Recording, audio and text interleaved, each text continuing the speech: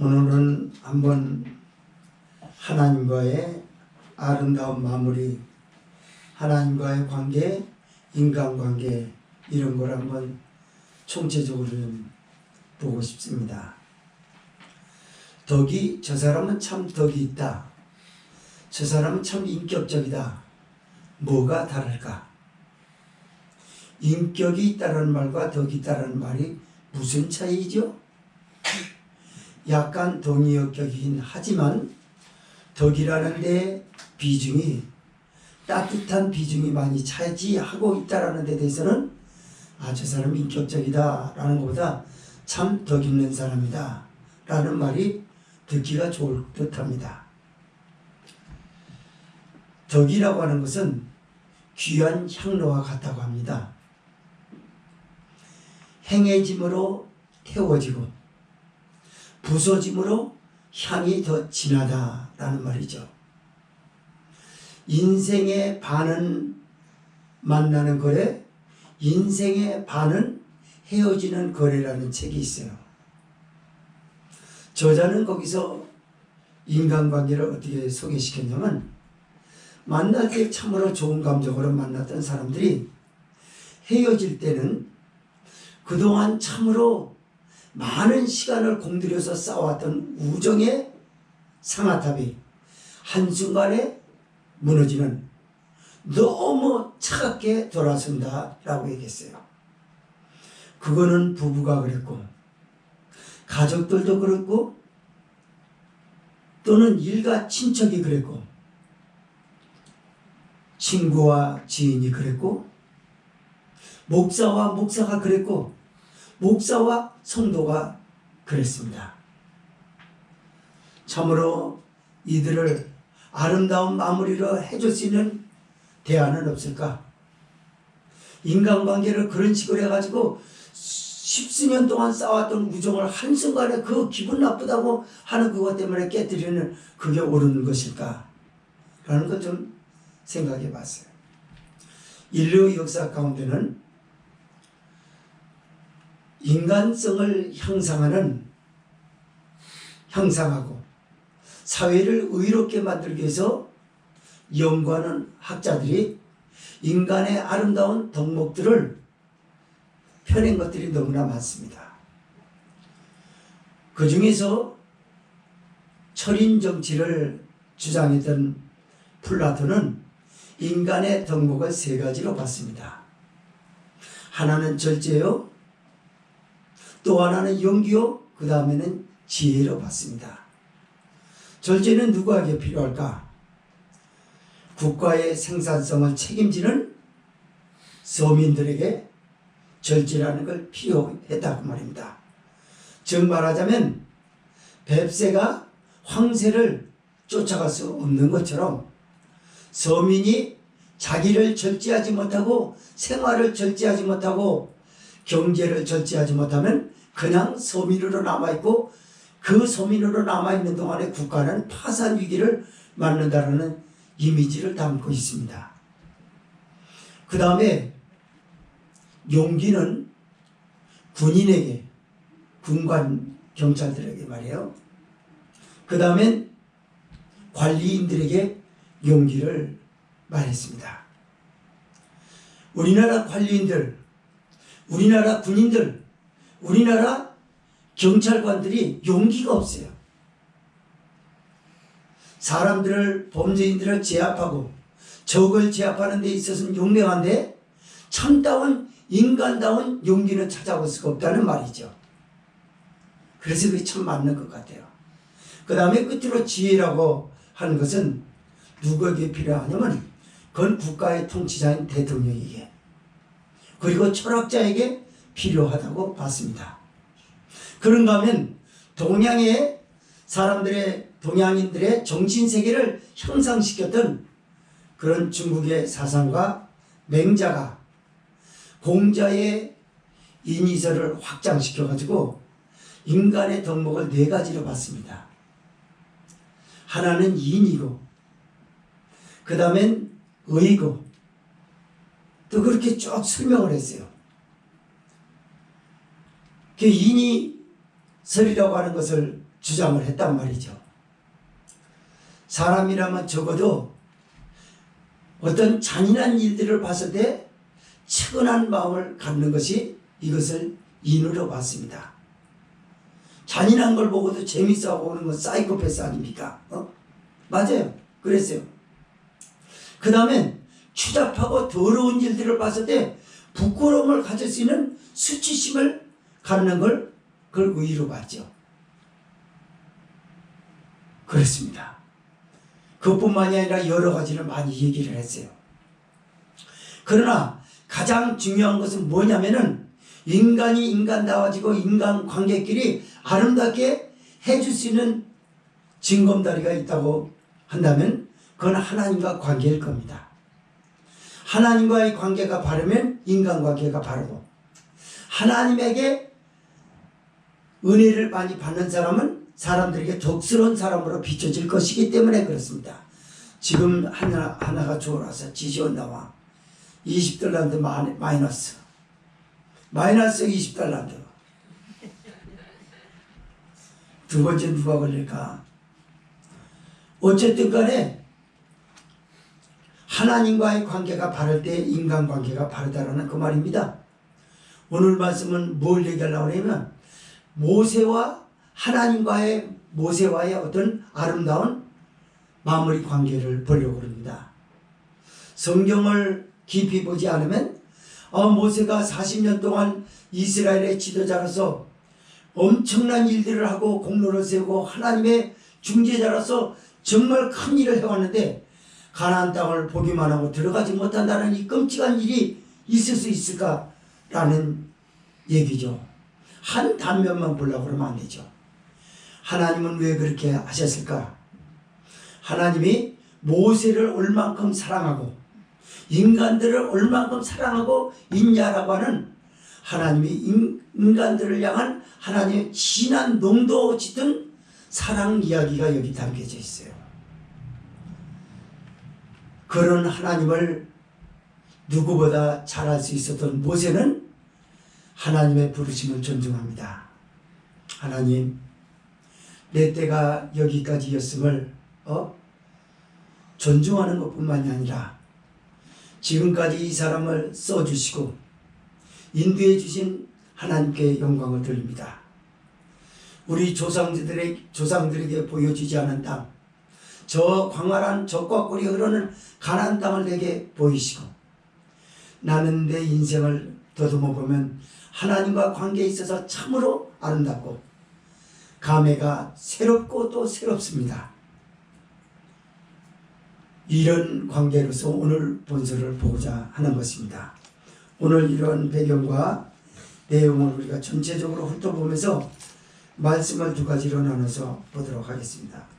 첫째로 1절에서 7절은 여호와 하나님의 부르심과 그 부르심에 순종하는 모세에 대한 말씀입니다.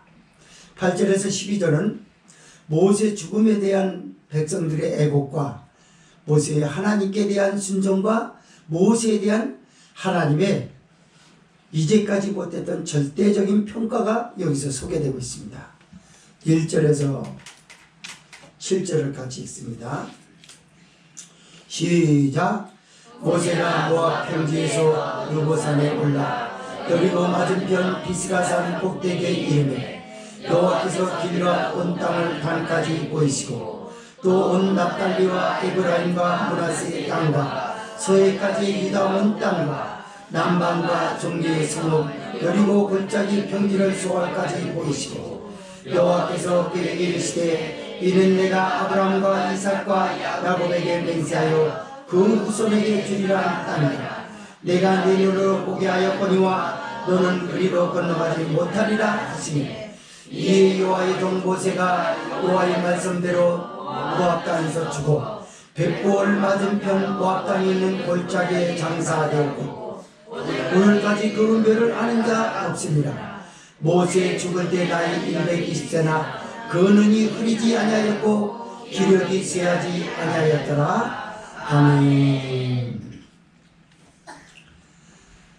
모세는 이스라엘 백성들을 하나님의 도우심 속에서 40년 동안 광야를 인도하면서 마지막 모압 땅까지 왔습니다. 이 모압 땅은 가나안 땅을 조망하는 데 있어서 가장 적격이었던 땅이었어요. 모압 대평원으로 올라갑니다. 하나님의 부르심을 받고 홀로 가는. 그리고 하나님은 그에게 느보산에 오르라고 말합니다. 모압의 대평원에서 보면 느보산이라고 이렇게 산이 있어요. 그런데 최고봉은 어디냐면 비스가 산이라고 합니다. 비스가 꼭대기가 가장 정상이에요. 여호와께서 모세에게 지금 느보산으로 올라라. 모압 평지를 쭉 건넙니다. 걸어가면서. 그리고 느보산에 올라갔어요. 하나님이 어디까지 오라고 할 때까지 지금 계속 걷고 있는 모세를 한번 쭉 해보십시오. 얼마쯤 걷다 보니까 여호와께서 그럽니다. 모세야, 저 느보산의 최고봉인 비스가 산 꼭대기로 올라가라. 오늘도 인간들은 여호와의 산에 올라야 합니다. 누구든지 이 산을 피할 수는 없어요. 올라가야 합니다. 그러나 하나님의 부르심을 받고 올라가는 사람이 있는가 하면 하나님의 무서운 눈짓으로 인해서 무서워서 끌려 올라가는 사람들로 되어 있다는 거죠. 예수님을 부정하고 살았던 사람은 하나님의 무서운 눈초리에 강요돼 가지고 그 산을 피할 수 없이 올라가야 할 것입니다. 그러나 예수님을 구주로 영접하고 예수님을 내 구주로 모시고 성령을 쫓아 하나님의 영광을 위해서 살아갔던 사람은 하나님의 음성을 듣는다는 걸 이 말씀에서 보여주는 것입니다. 모세가 하나님의 부르심을 받던 것처럼 성도는 하나님의 부르심을 받아야 될 줄 믿습니다.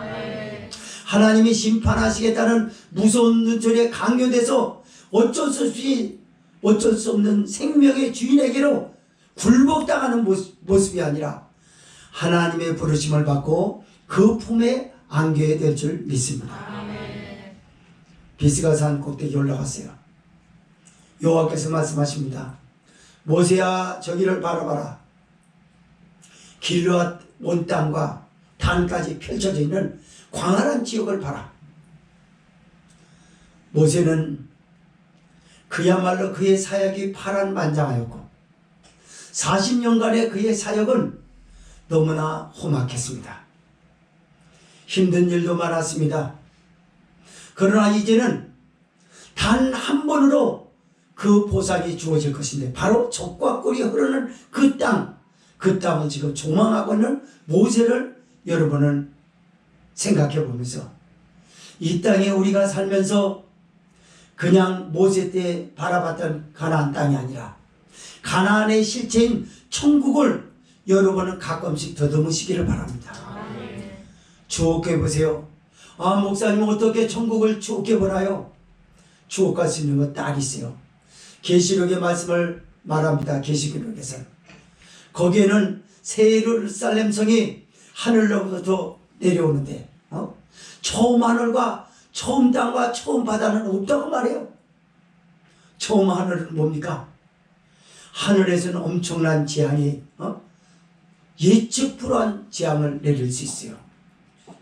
지난번에 차트를 달리는 남자라고 하는 프로그램을 보니까 거기서 갑자기 어느 나라인가 우박이 12cm 되는 거예요. 야구공보다 약간 크더라고요. 그게 내리쳐져가지고 차 빌딩 다 부서지고 사람 죽고 그랬어요. 어떤 애기 엄마가 애기를 안고 애기를 품었는데 그 애기가 그냥 한 방 맞아가지고 우박이 맞고 그 사람들이 그 광경을 봤던 사람은 재앙이다 이런 건 처음 봤다. 하늘이 그렇게 무섭단 말이에요. 땅은 안 그런가요? 갑자기 지진이 일어나고 화염이 솟구치고 용암이 분출되고 사람들의 간담을 서늘하게 만듭니다. 바다는 어떤가요? 바다는 매일같이 사건을 부르고 있어요. 엄청난 유람선을 바다 밑으로 가라앉게 만들고, 바다에는 무서운 유령과 같은 암초들이 여기저기 있어서 아무리 첨단 기기로도 발견하지 못하는 암초들이 있어요. 훌륭한 노련한 항해사가 자신만만하게 항해하다가 암초에 들이받쳐가지고 그만 배가 침몰하고 맙니다. 수많은 생명을 앗아갑니다. 맞아요. 근데 하늘나라 천국은 그게 없다고 하는 거예요. 누구 눈에 보니까? 요한의 눈에 보니까 하늘나라가 펼쳐진 걸 봤어요. 이걸 요한은 뭐라고 기록하고 있냐면, 거기는 다시 아픈 것이 없고 애통하는 것이 없고 애곡하는 것이 없고 다시 저주가 없느니라. 이게 천국이에요. 이 땅에 살면서 얼마나 아팠겠어요. 모세가 그랬던 것처럼 우리의 삶도 적지 않게 파란만장한 삶이라고 할 수 있어요. 왜 삶은 그다지도 힘이 들었는지. 어쨌든 정말 모세는 파란만장했고 우리의 삶도 파란만장했어요. 왜 이렇게 사는 것이 힘이 든지. 어떤 때는 남들이 나보다 힘든 것이 보이지 않고 왜 나만 힘들까 이랬어요. 신앙인에 있어서는 더더군다나 그렇습니다. 연단은 왜 그렇게 많았는지. 하나님 앞에 기도하여도 연단할 때는 응답이 잘 오지 않습니다. 왜냐하면 그 훈련을 다 받고 나서요, 영혼이 잘된 것 같이 범사가 잘되고 강건하게 하실 하나님의 뜻이기 때문에 거기는 내 맘대로 내 힘으로 벗어날 수가 없습니다. 우리 삶이 그렇게 험악했다고요. 그러나 우리가 험악한 삶을 한 번의 단숨에 보상으로 받고 잊어버릴 수 있는 것은 무엇일까요?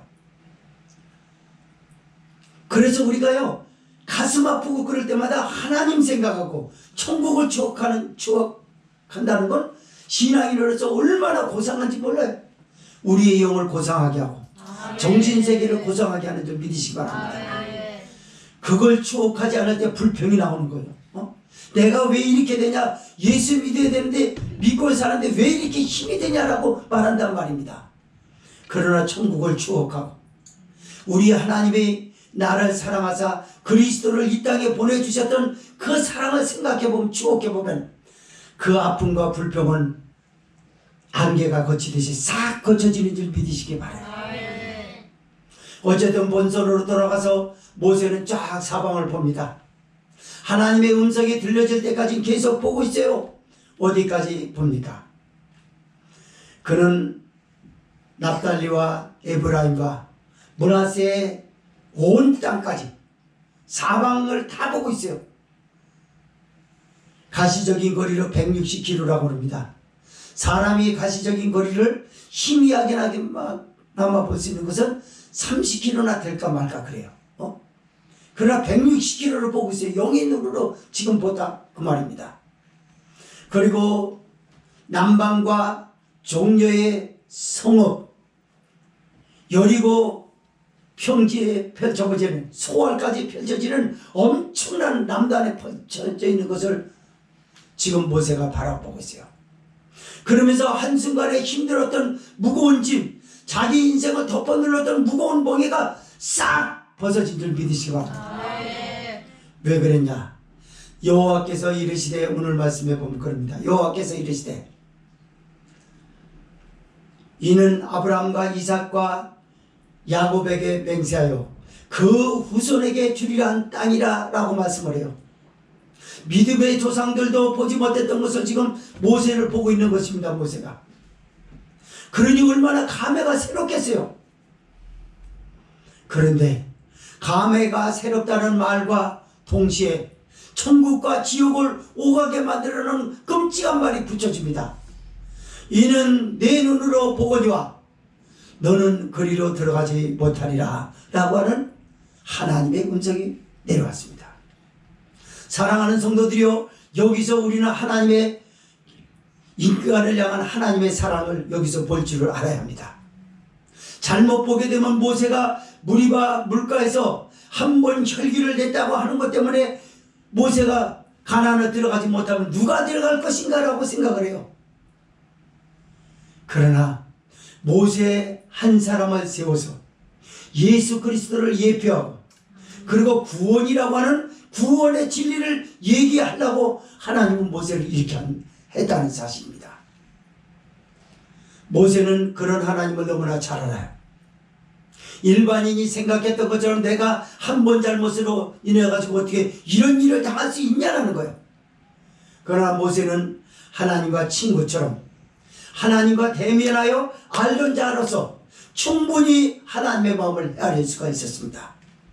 하나님 너무나 위대하십니다.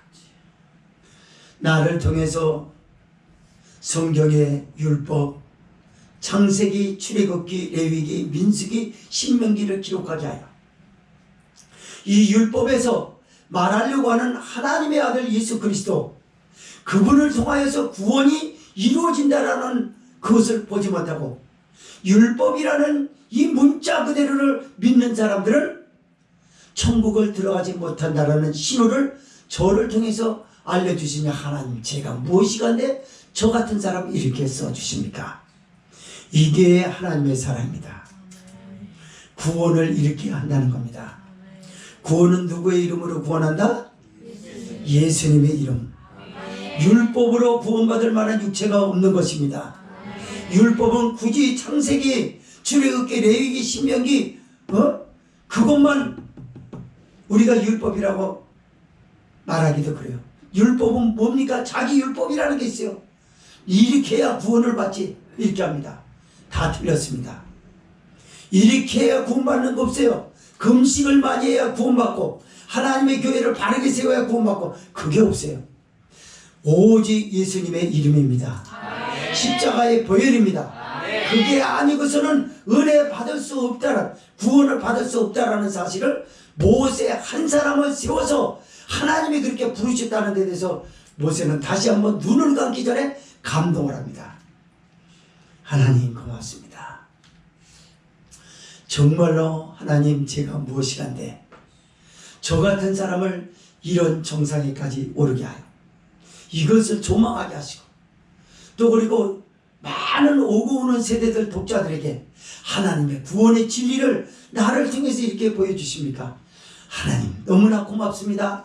몸둘 바를 몰라하는 모세의 모습을 봅니다.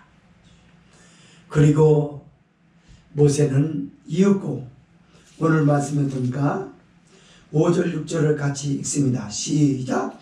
이에 여호와의 종 모세가 여호와의 말씀대로 모압 땅에서 죽고 벳볼 맞은편 모압 땅에 있는 골짜기에 장사되었고 오늘까지 그 묘를 아는 자 없으니라. 아멘. 저는 여기서 원고를 쓰다가 정말로 가슴이 뭉클했어요. 어떤 부분이 뭉클했냐면 이거예요. 이에 여호와의 종 모세가 라고 합니다. 여호와의 말씀대로 모압 땅에서 죽고, 무슨 말이죠? 이제 대화가 끝났어요. 모세야, 너는 지금 네 조상들에게도 내가 보이지 않았던 그 약속하였던 땅을 네게만 보여줬다. 그러나 네게 거기로 들어가지 못하리라 라고 하는 이 말씀은 내 마음을 너는 충분히 알겠냐? 알지요. 상징적인 예표론적인 가나안은 들어가지 못했으나 가나안의 실체인 천국인 하나님의 품에 안겼다는 사실을 믿으시기 바랍니다. 하나님의 품에 안긴 거예요. 이에 여호와의 종 모세가 라고 하는 말씀에 다 들어있어요. 거기 이에 여호와의 종 모세가, 이에라고 하는 것은 뭘까요? 이걸 계속 접속사예요. 계속 붙여주고 있는 거예요. 다음 내용이 끝나지 않았다는 거예요. 이끌어주고 있어요. 하나님 고맙습니다. 성경에 그건 기록되지 않았지만 그 말씀이 여기에 많이 담겨 있어요. 하나님 감사합니다. 감사합니다. 고맙습니다. 그리고 하나님의 뜻을 존중합니다. 하나님이 이제까지 하시는 일은 너무나 실수가 없으셨습니다. 지금 이 순간도 실수 없으신 하나님인 줄 믿으시기 바랍니다. 그래서 벳볼 맞은편에서 모압 땅에서 숨을 거둡니다. 모세는 여호와의 품으로 돌아갔습니다. 그런데 오늘 성경에 보니까 그 묘를 아는 아는 자 오늘까지 없으니라라고 말합니다. 왜 하나님은 세대교체, 일찍 세대교체를 준비하셨을까요? 아직 모세의 나이 120세였는데 그 눈이 흐리지 않고 기력이 쇠하지 아니하였다 하는데 왜 세대교체를 얘기했을까요? 모세 시대는 끝났습니다. 그 모세 다음에 다음 세대는 모세가 보여줬던 출애굽의 경험이 없는 사람들이에요. 새 세대들이에요. 그래서 새 세대들에겐 하나님이 새 세대들에게 맞는 지도자를 뽑았습니다. 그리고 가장 중요한 건 뭐냐면 최고의 영도자 모세가 아니라 이스라엘의 영도자는 여호와인 줄 믿으시기 바랍니다. 하나님이라는 사실을 이스라엘 백성에게 보여주려고 했고요. 하나님이 이스라엘의 최고의 지도자인 것처럼 예수님은 이 땅의 최고의 지도자이십니다. 예수님은 목자장으로서 양인 우리를 실수 없이 인도하는 줄 믿으시기 바랍니다. 사람의 목자는 실수가 많아요. 사람의 목자는 한계가 있습니다. 그러나 우리의 영원한 목자이신 예수님은 구원하시는데 한계가 없는 줄 믿으시기 바랍니다. 완성이 십자가에서 죽으심인 줄 믿으시기 바랍니다. 한 번의 죽으심으로 인해서 인간의 죄를 하나님 앞에서 받을 심판을 사하시고 우리를 구원하신 줄 믿으시기 바랍니다. 맞아요. 그래서 여기서 그런 거예요. 하나님 어떻게 이럴 수가 있습니까? 내 나이가 아직도 이렇게 되고 기력이 강장한데 쇠하지 않았는데 왜 세대교체예요? 섭섭합니다. 지금 이 말씀을 비춰볼 때 우리 대한민국 교회는 주마등같이 많은 것이 지나갔습니다. 고 옥하는 목사님을 시작으로 고 조영규 목사님, 고 최성교 목사님, 줄줄이 별들이 다 땅에 떨어졌어요. 그리고 여의도 순복음교회가 가장 충격을 받았습니다. 조영규 목사님이 없으면 누가 인도에 가나 라고 생각해요. 그러나 놀랍게 가만히 보니까 코로나를 지나고 보면서 보니까 다음 세대들인 그들 세대에 맞는 이용원 목사님이 세워졌다는 사실에 다시 한번 이 말씀 보고 놀라웠어요. 하나님은 이용원 목사님이라고 하는 사람을 세웠어요. 그리고 그에 맞다는 거예요. 조영규 목사님하고 급수를 따지면은 급수를 따질 수 없을 정도로 힘 차이가 많이 납니다. 그러나 조영규 목사님은 누가 붙들었습니까? 하나님이 붙드셨어요. 이용훈 목사님은 누가 붙듭니까? 하나님이 붙들어요. 붙들고 계시는 분은 하나님이라고 말해요. 그래서 최고의 지도자는 그 교회를 이끌고 대한민국 교회를 이끄는 분은 하나님인 줄 믿으십니다. 예수님이 이끌어요. 그래서 목사가 이단 사이비가 아닌다면은 걱정할 필요가 없어요. 대한민국 교회는 걱정이 없습니다. 예수님이 목자가 돼서 앞에서 이끌어 주시기 때문에 어려움 없이 지나갈 줄 믿습니다. 남용해서는 안 돼요. 끝까지 목자장이신 예수님의 말씀에 순종을 해야 되는 줄 믿으시고 이게 하나님의 뜻이에요.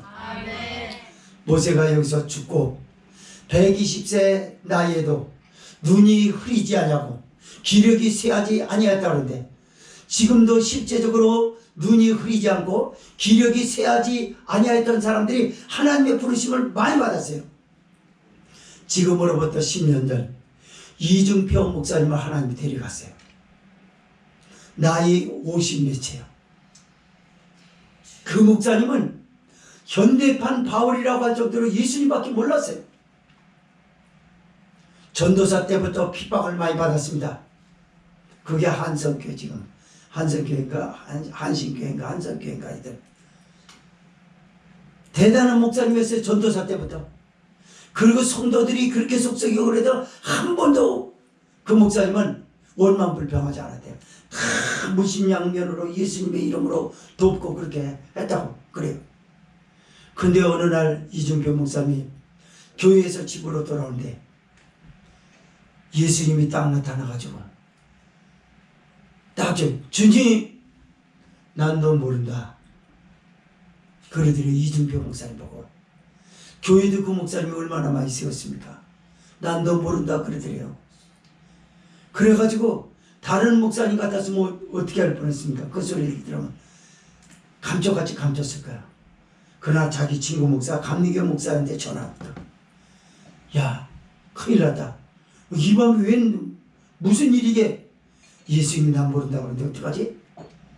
예수님이 난 모르는데 언제 그랬어? 나 교회에서 집으로 들어왔는데 예수님이 나타나셔서 난 너 모른다고 하더라고. 예수님 내가 그랬더니 난 너 모른다고 그랬다. 그러니까 그 목사님이 차가지고 쏜살같이 왔대요. 우리 같이 회개하자. 그거는 네가 나한테 들려주는 거 보니까 나도 똑같은 사람인 것 같다. 회개하자 우리 같이. 그리고 회개기도 했대요. 회개기도하고 벌써 몇 개월 만에 갔잖아요. 하나님 데려갔어요. 그래가지고 그게요, 이준표 목사님 사건은 우리 대한민국 교회를 몇 년 동안 떠들썩하게 만들어놨어요. 젊은 목사를 데려가지 하나님. 애기도 데려가는데. 그래서요, 이런 말씀을 들으면서 신앙인이 알아야 될 게 있어요. 몇 살까지 어떻게 일구고 살았느냐가 중요한 게 아니에요. 하나님과 관계가 어떤 사람이냐. 마무리도 좋았냐 그 말이에요. 왜 하필이면 나한테 암병이 걸리게 해서 하나님 이렇게 데려갑니까? 이렇게 원망불평할 게 아니라 존중을 하라 그 말이죠. 평소에 하나님과 관계가 은혜의 다리를 놨다 그러면 그 사람은 모세처럼 하나님의 뜻을 존중했을까? 모세는 존중했어요. 세대 교체라고 하는 섭섭한 말 중에서도 하나도 섭섭하지 않았어요. 자기 같은 사람을 40년 동안에 써주시고 조상들에게 보이지 않았던 족각꿀이 흐르는 땅을 조망하게 하시고 그리고 나와 친구처럼 대면해 주셨던 그 하나님, 그 하나님의 뜻인데 이제 죽어도 여한이 없습니다. 이것이 모세였어요. 그리고 이슬로 사라지고 다음 세대들을 준비하는 두 번째 말씀입니다. 8절에서 12절 읽습니다. 시작. 이스라엘 자손이 모압 평지에서 애곡하는 기한이 맞도록 모세를 위하여 30일을 애곡하니라. 모세가 눈의 아들 여호수아에게 안수하였으므로 그에게 지혜의 신이 충만한 이스라엘 자손이 여호와께서 모세에게 명하신 대로 여호와의 말을 순종하였더라. 그 후에는 이스라엘의 모세와 같은 선지자가 일어나지 못하였나니 모세는 여호와께서 대면하여 아시던 자요 여호와께서 그를 애굽 땅에 보내사 바로와 그 모든 신하와 그 온 땅의 모든 이적과 기사와 모든 큰 권능과 위엄을 행하게 하시니 온 이스라엘 목전에서 그것을 행한 자들아. 아멘. 사랑하는 성도 여러분, 이스라엘 백성들의 30일 동안 애곡을 합니다. 성경은 그가 죽은 묘를 알 수 없다라고 했고 유다서 1장에서는 그렇게 기록하고 있습니다. 천사가 마귀가 그 시신을 뺏으려고 하는 걸 천사가 지키고 천사가 그를 장례하였다라고 이렇게 기록하고 있어요. 왜 그렇게 했을까요? 모세는 영원한 우상이 될까봐 하나님은 그 방법을 그렇게 취하셨어요. 그들이 기억해야 될 분은 여호와 하나님이면 족합니다. 더 이상 누구를 기억할 필요가 없어요. 우리도 마찬가지예요. 우리 기억할 분은 성삼위 하나님인지 믿으십니다. 성부 하나님, 성자 예수님, 성령 하나님입니다. 이분만 생각하면 되는 거예요. 이스라엘 백성들의 한 맺힌 서름이 될 수밖에 없었던 것은 단순히 완벽한 지도자 한 사람이 죽었다는 그게 아니에요. 모세와 함께 아무것도 없었던 백성들이 품었던 꿈이 있었어요. 희망이 남달랐습니다. 이제는 그 지도자를 따라다님으로 인해서 품었던 것인데 지도자가 그들의 눈앞에 사라짐으로 인해서 이제 물거품처럼 모든 게 사라졌어요. 품었던 희망도 없습니다. 대단했던 그리던 꿈도 사라졌습니다. 그들은 정환기한 7일 기간을 울지 않고 30일 동안 슬픔에 빠져가지고 어찌할 바를 모르고 방황하기 시작합니다. 우리는 어떻게 살라고요? 여기 이 말씀에서 성령이 우리에게 들려주는 말씀이 있어요. 왜 오늘의 교회는 너를 그렇게 섬겨줬던 목사가, 너를 그렇게 이끌어줬던 목사가 하늘나라로 갔을 때 너에게는 눈물이 없냐? 그분이 돌아가셨을 때 맞지? 부담 부담스러웠던 혹이라도 떨어진 것처럼 속이 시원하니? 너무 이 사회가 인간적이지 않다는 거죠. 목사가 은퇴하면은 은퇴한 목사님을 돌아보는 사람이 별로 없다고 그래요. 은퇴한 목사님은 쓸쓸히 자기의 모든 것을, 물론 하나님의 뜻이기 때문에요, 자기의 모든 것을 바쳐놓고도 그 목사를 찾아와서 하는 사람이 없어요. 그래서 지금 저기 안성에 가면요, 뭐가 있냐면 우리 그 저기 목사님이 거기 사세요. 거기 가면 은퇴한 목사님들이 오갈 데 없어서 집을 거저주는 데가 있어요. 그래서 빌라를 수동을 줬어요. 그게 여의도 순복음교회에서 줬다고 그러더라고요. 얘기 들어보니까 초교파적으로 침례교 목사, 감리교 목사, 오순절계통의 목사, 장로교 목사 가리지 않고 이단이 아니기만 하면 다 조사한대. 거기서 꼼꼼하게 조사해서 이단은 발 못 붙인다고 합니다. 그래서 거기 들어가서 살게 하는 거예요. 그 목사님들이 서로 오갈 데가 없어요. 은퇴한 목사님이라 홀로 된 목사님들이 많아요. 대체적으로 그 목사님들끼리 위안을 삼는 거예요. 거기서 예배 드리고, 그리고 각 집을 다 줬기 때문에 편리하게 집에서 쉴 수 있고, 먹을 수 있는 거 거기서 막 충분히 공급된다고 그럽니다. 그 목사님의 말에 의하면 그 목사님들이 이구동성으로 하는 말이 그런 거야. 사람처럼 무서운 건 없어. 왜요, 목사님? 왜긴 왜요? 목사님들 경험했잖아요. 난 그 장로님만은, 그 권사님만은 날 많이 찾아올 줄 알았어. 기대했던 게 내가 잘못이었지? 그러면서 눈물을 이렇게 훔치더래요. 기대한 내가 바보지. 아직 철을 덜 들었나 봐. 목사님들끼리 얘기하는 거예요. 그리고 그냥 눈물바다에 같이 얘기하는 거 보면 같이 앉아서 마주 앉고 얘기하는. 성경은 여기서 이스라엘 백성들이 그렇게 속색이고 그랬다 할지라도 모세가 죽자고 어떻게 합니까? 30일을 회복합니다. 여러분, 사람이요, 우는 거는 한계가 있어요. 사람이 우는 거 1시간 30분은 못 운대요. 1시간 30분 울면 쓰러진답니다. 눈물을 많이 흘려서 탈수적으로 쓰러진대요. 그 의학적인 말입니다. 그래서 1시간 반 동안 눈물을 흘리면서 그동안은 못 운대요. 그래서 눈물 없는 울음이라는 거 있잖아요. 눈물 안 나는데 자꾸 이렇게 우는 거 있어요. 눈물이 메마른 거. 맞아요. 근데 이스라엘 백성은 30일 동안 회복했다는 거예요. 뭔 말이죠? 아무것도 손에 안 잡히는 거예요. 그들이 하나님이 계신데 불신앙인가? 그걸 얘기하려는 게 아니죠. 저는 하나님과의 관계, 인간관계를 말한다고 말씀을 드렸습니다. 모세와 이스라엘과 관계입니다. 마무리가 너무나 아름답지 않냐고 말이에요. 지도자 한 사람이 죽고 여호수아가 대신 그 대자로 섰다 할지라도 그게 중요한 게 아니라 그분이 우리에게 쏟았던 사랑이 있는데, 그분이 우리에게 품어줬던 희망이 있었고 꿈이 있었는데, 이제 나의 정신적 지주가 사라졌다. 나는 어떻게 살아? 손을 놔버렸다라는 건 뭘 의미하나요? 지도자에 대한 인간적 배려심을 말하는 거예요. 그 사람은 그 사람이고 그 사람은 여호와의 품으로 돌아왔으니까 나 주어진 삶이 중요하지. 맞지요? 중요한 건 맞아요. 그러나 그 사람 정신세계에 그 지도자가 그것밖에 안 되었냐 그 말이에요. 은퇴한 어느 목사님한테는 그 지금 믿음 생활하고 있는 성도들에게서 정신적으로 그밖에 안, 가치가 그거밖에 안 되냐고 말이에요. 그건 하나님도 섭섭해하세요. 너 어떻게 그럴 수 있냐? 내 종은 너를 위해서 기도를 얼마나 많이 했는데, 그리고 너를 위해서 물신양면으로 얼마나 헌신했는데 은퇴했다고 안 찾아가? 네가 그럴 수 있느냐? 안 찾아가는 사람이 기도하진 않겠죠, 그죠? 기억에서 잊은 지 오래죠.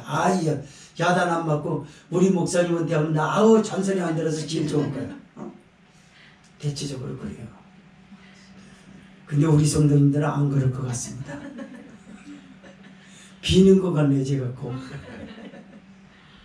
어쨌든 모세가 하나님과의 관계가 아름다웠다는 건 9절에서 금방 또 볼 수 있죠? 9절을 읽습니다. 시작. 모세가 눈의 아들 여호수아에게 간수하였으므로 그에게 지혜의 신이 충만하니 이스라엘 자손이 여호와께서 모세에게 명하신 대로 여호수아의 말을 순종하였다. 여러분, 죽기 바로 직전에 안수한 거예요. 그러니까 죽음은 이미 알았죠. 모세가 여호수아에게 안수합니다. 안수했다는 건 뭘 의미하죠? 자기 모든 걸 쏟아붓는다는 걸 말하는 거거든요. 여러분, 세대 교체가 돼가지고 은퇴하는 목사님하고 새로 부임하는 목사님 간에 그 묘한 그런 관계도 있어요. 근데 모세를 보세요. 다 줍니다. 그냥 여호수아한테. 하나님이 하시는 일인데 얼마나 즐거운가. 보시라고요. 여러분, 모세가 얼만큼 하나님과의 마무리가 얼만큼 아름답게 되나, 이걸 여호수아가 배우는 거예요. 여호수아도 역시 모세를 잊지 못합니다. 나의 스승 모세요. 그의 죽음의 도래에서 보지 않습니까? 여호수아가 슬퍼하는 거. 내가 당신을 어찌 잊을 수 있겠습니까? 저는 하나님이 붙들고 계시는 건 맞지만 당신이 내게 보여줬던 인간미, 그건 난 영원히 잊을 수 없습니다. 그걸 내가 품고서 이스라엘 백성들에게 똑같이 해주기에는 역부족입니다. 여호와 하나님 아버지, 당신의 종 모세가 그랬던 것처럼 나를 좀 사용해 주시옵소서. 그래서 여호수아 1장 8절에서 9절 그러잖아요. 그럼 뭐라 그러죠? 너는 강하고 담대하라. 하나님 그러잖아요. 그런 걱정 말라는 거죠. 하나님이 모세를 붙들어 준 것처럼 너를 붙들을 테니까 걱정하지 말라. 그래서 이스라엘이 모세에게 순종하였던 것처럼 여호수아에게도 순종하였더라. 그런데요, 그러긴 그렇지만 하나님 모세를 이렇게 평가합니다. 어떻게 평가죠? 10절 읽습니다. 시작. 그 후에는 이스라엘의 모세와 같은 선지자가 일어나지 못하였나니 모세는 여호와께서 대면하여 아시던 자요. 무슨 말이죠? 모세와 복음가는 지도자 누구도 없다, 그 말입니다. 하나님이 평가해요. 모세가 눈을 감고 여호와 품에 들어갔어요. 그런데 백성들은 지금 30일 동안 정황기한이 7일이었는데 30일 동안 애곡했잖아요. 그러면서 애곡할 마다 하다는 것을 하나님이 절대 평가하십니다. 내 종 모세는 훌륭한 사람이다. 이 땅에서 아무리 나를 잘 섬기고 그래도 모세와 같은 선지자는 안 나온다. 하나님이 그랬어요. 그는 나를 대면하여 알던 자니라. 대면하여. 대면했다는 게 뭐죠? 얼굴과 얼굴을 보고 마음과 마음을 나누고 말을 하고 서로 교감을 한 가운데서 아는 사람. 저 사람 누구야? 우리 아들이 나를 알고 우리 딸이 나를 알고, 내가 우리 집사람 알고 우리 집사람 나를 알고, 이런 관계예요. 감히 신이신 창조주 하나님과의 피조물로서 그런 관계가 가질 수 있겠냐고 말해요. 다른 사람들은 환상으로 봤습니다. 다른 사람 황홀경이라는 것으로 봤습니다.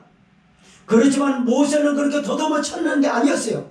직접적으로 얼굴과 얼굴을 보고 마음을 나누고 여호와와 대화를 했던 그런 사람이라고 하나님이 평가하고 있어요. 아마도 모르긴 모르지만 조영규 목사님도 하나님이 그렇게 평가하시지 않았겠나, 제 생각입니다. 맞는지는 모르겠어요. 지금까지 하셨던 것을 봐서는 맞아요. 그런 사람 안 나와요. 이거는 제 얘기가 아니라 많은 주의종들이 얘기합니다. 대한민국 기독교에서 고 조영규 목사님이나 고 옥하는 목사님 같은 분은 이제 다시 나오기 힘들다. 지금 손현보 목사님이 그의 복음 가긴 해요. 막 성령운동으로 막 이런 것보다도 십자가의 정신으로 오직 예수 그리스도 진리의 말씀을 사수하고 진리를 반박하는 자 앞에 나서서 변증하는 목사님의 저기는요 너무 아름다워.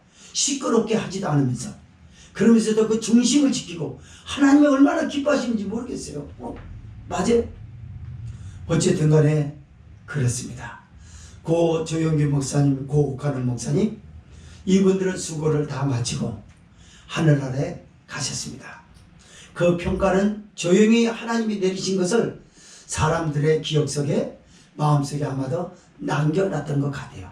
그래서 그 목사님 하면서 추억하는 걸 봤을 땐 하나님의 평가가 그들 속에 남겨졌던 걸로 보여집니다. 11절과 11절을 읽고 정리하면서 마쳐보겠습니다. 시작. 여호와께서 그를 애굽 땅에 보내사 바로와 그 모든 신하와 그 온 땅의 모든 이적과 기사와 모든 군 권능과 위엄을 행하게 하시니 온 이스라엘 목전에서 그것을 행한 자들아. 여러분, 바로 앞에 보여질 때 그 대화했던 거 봤죠? 누가 그런 대화를 했습니까? 모세밖에 없어요. 그래서 그가 행하였던 권능과 누구는 흉내낼 수가 없다는 거예요. 이건 모세 한 사람으로 족하다. 욕심을 내서 모세처럼 되려고 하지 말라. 그 산에 오르지 말라라고 하나님이 정상을 딱 금을 거놨어요. 맞습니다. 우리 대한민국 교회요, 그 전에 이런 열풍이 있었어요. 조영규 목사님 닮아가는 거. 그래서 신학교 졸업하면 전부 조영규 목사님 흉내를 내요. 수만 명이 그랬다니까요. 할렐루야! 나는 내 목소리는 그거 안 돼. 조영규 목사님은 사람을요 흥분시키고 이런 말 안 합니다. 그분은 점잖으신 분이세요. 그냥 할렐루야 이러면은 성들이 막 아멘 아멘 아우성지지. 그게 안 되는, 영권이 안 되는 목사님은 아멘입니까? 할렐루야예요? 자꾸 이러면 그냥 마지막에서 아멘 할렐루야 이러는데, 조영규 목사님은 그냥 손만 이렇게 들고 나와도 막 할렐루야 하면 막 그게 영적 영권이거든요. 근데 그건 그 목사님으로 끝나야 돼요. 그렇게 수많은 사람이 따라서 할렐루야 할렐루야 하고, 그리고 설교도 빨리 한다고 조영규 목사님 따라서 했는데 나와 있어요 지금? 다 없어요. 다 사라져 버렸어요. 흉내내다가 자기 것도 못 찾아먹고 나 자빠진 사람이 많거든요. 맞아요.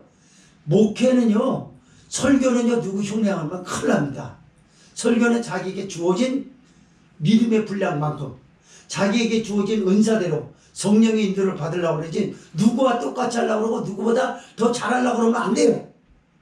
성령이 가장 싫어하는 건 그겁니다. 하나님이 가장 싫어하는 건 세상은 더 성공한 사람, 나보다 더 성공한 사람에게 도전하는 거예요. 걔 매일 도전하면서 사니까. 그러나 성경에서 목회자가 꿈꾸는 도전은 일반적 도전과 다릅니다. 목회자의 꿈의 도전은 뭐죠? 하나님과 도달을, 하나님께 하나님 마음에 합한 사람이 되려고 계속 도전하는 게 그게 도전이에요. 어느 목사님보다 내가 더 대단함, 이거 아닙니다 여러분. 아무쪼록 모세는 애굽에서 보여줬던 권능 10가지 재앙을 비롯해서 바로 앞에 섰던 모세는 그야말로 너무나 영광스럽고 탁월한 지도자였습니다. 하나님이 그래서 그렇게 마지막을 평가하는 거예요. 모세는 나하고 대면하여 알던 사람이었고, 내가 그를 통해서 애굽 땅에서 보여줬던 권능은 어느 지도자에게도 없어. 하나님이 딱 그 흉내내지 말라고 딱 끊거는 거예요. 이 한 사람뿐이다. 그러나 다음 세대들에게 굳이 그렇게 할 필요가 없으니, 그것을 걱정할 필요가 없는 것은 나 여호와가 모세를 붙들었던 것처럼 여호수아를 붙들어서 사용하시기 때문에, 또 이 사람을 붙들어서 하나님은 사용하시기 때문에 자신의 뜻을 알리시고, 그리고 천국으로 인도하는 구원의 진리의 말씀을 알게 하시고, 성령은 오늘도 제게 그렇게 감화 감동 조명하는 줄 믿으시기 바랍니다. 어쨌든 간에 말씀을 정리해보면, 모세는 하나님과의 관계에서 너무나 대단했고, 사람이 좋은 감정으로 만날 때 아까 말씀을 드렸기로 헤어질 때는 저럴 수가 있을 정도로 저럴 수가 있을까 할 정도로 그렇게 헤어져 버리는 게 다반사로 일어나고 있거든요. 그러나 모세는 영원한 하나님의 지도자였습니다. 하나님과의 관계를 마무리 질 때도, 이스라엘 백성들과 마무리 질 때도 함께 만나서 작별 인사하지 않았지만 그의 죽음이 작별 인사로 백성들에게 들려졌어요. 그래서 그 지도자는 우리에게 영원한 지도자였고, 그 사람이 내게 줬던 인간면은 너무나 따뜻했고 잊을 수 없는 사람으로 그들의 추억 속에 잠겨 있었습니다. 사랑하는 성도 여러분, 우리도 언제 어떻게 헤어질지 모르겠습니다. 그러나 우리는 예수 그리스도의 한 피바다 한 몸이는 형제 자매입니다. 너무 매몰차게 그렇게 해도 못 쓰는 거예요. 사람이 기분 나쁘고 섭섭하고 그럴 땐 그렇지만, 그래도 과정에서 우리가 나눈 정이 있지 않습니까? 십수년 동안 쌓아 올렸던 상아탑이 있었어요. 그걸 하루아침에 기분 나쁘고 저주 같은 그런 현장이라고 그래가지고 그걸 무너뜨릴 수가 있겠냐고 말이에요. 그건 세상에서나 있는 일이지 교회 안에서 그리스도 안에서는 그 있을 수 없는 일이야. 내 이웃을 내 몸과 같이 사랑하라고 원수를 사랑하라고까지 말씀하신 예수님, 악을 선으로 이기라고까지 그렇게 가르치신 것이 바로 예수님의 가르침을 받은 교회가 어찌 그럴 수 있겠냔 말이야. 그래서 성령이 전하여 준 말씀을 잘 듣고 여러분의 이 아름다운 관계는 영원하시기 바랍니다. 죽을 때도 떠나보낼 때도 갈 때도 떠나는 사람의 마음 또는 보내는 사람의 마음이 한결같다. 하나님 앞에 영광이 돼서 이 냉랭한 사회에 이런 인간관계가 하나님의 은혜를 받고 예수님 안에서는 가능하다는 사실을 복음으로 전하는 여러분의 삶이 되시기를 주의 이름으로 부탁을 드립니다. 동성으로 기도합니다.